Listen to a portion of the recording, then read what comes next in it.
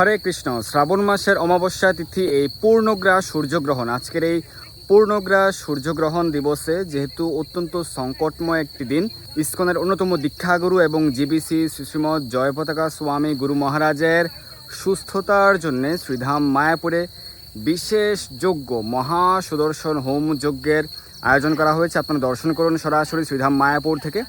এবং মায়াপুর গঙ্গা মন্দিরে বিশেষভাবে গঙ্গা মায়ের আরতি, বিশেষ পুজো করা হয়েছে শ্রীল গুরু মহারাজের দ্রুত সুস্থতা কামনায়।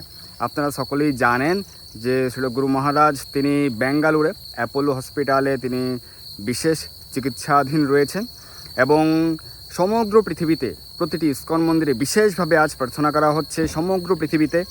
এবং বিভিন্ন মন্দিরে মহা সংকীর্তন যজ্ঞ, অখণ্ড হরিনাম সংকীর্তন, বিশেষ পুজো, বিশেষ নরসিংহ পুজো, নরসিংহ ভগবানের শ্রী শ্রী ভগবান নরসিংহদেবের বিশেষ পুজো, মহা সুদর্শন যজ্ঞ, নৃসিংহ হোম করা হচ্ছে।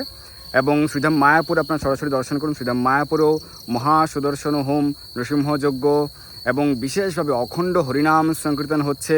সকল ভক্তরা আকুলভাবে প্রার্থনা করছেন আজকের এই সংকটময় একটি দিন, যেহেতু এই শ্রাবণ মাসের অমাবস্যাতে এই পূর্ণগ্রাস সূর্যগ্রহণ।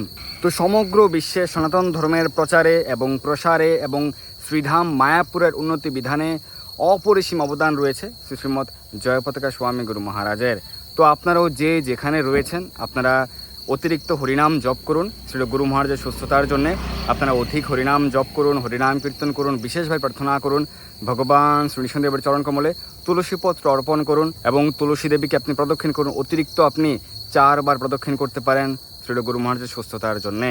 এবং আপনি শ্রীল গুরুদেবের উদ্দেশ্যে অতিরিক্ত কত সংখ্যক মালা জপ করছেন সেটি আমাদেরকে জানিয়ে দিতে পারেন। সকলে আপনাদের প্রার্থনা অব্যাহত রাখুন। হরে কৃষ্ণ।